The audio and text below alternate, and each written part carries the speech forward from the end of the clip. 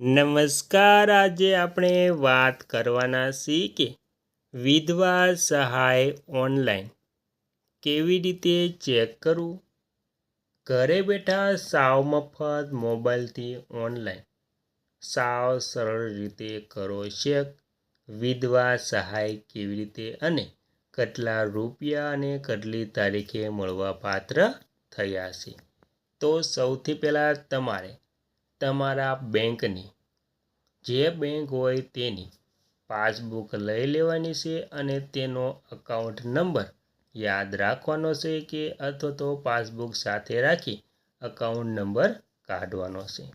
અને હવે સૌથી પહેલાં આપણે ગૂગલમાં સર્ચ કરવાનું છે કે મિત્રો પછી તેમાં સર્ચ કરવાનું છે કે તેમાં આપણે pfms.nic.in પછી ન્યૂ પછી સર્ચ કરી દેવાનું છે.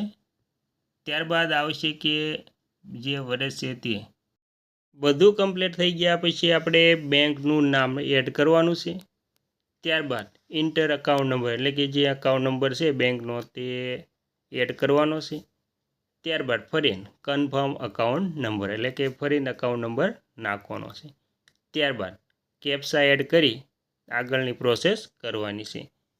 ત્યારબાદ આવશે કે અને ત્યારબાદ સર્ચ કર્યા પછી આવશે કે જે વર્ષમાં તમારે જે પેન્શન સહાય 1250 મળી છે તે રૂપિયા દેખાડશે અને ત્યારબાદ તમારે કઈ તારીખે જમા થયા છે તે પણ બતાવશે. તે અલગ અલગ રીતે તમને જે મહિનાનું છે તે પ્રમાણે અલગ અલગ તમારે 1200 સહાયની જે સહાય મળે છે તે અલગ અલગ તારીખ પ્રમાણે બતાવશે.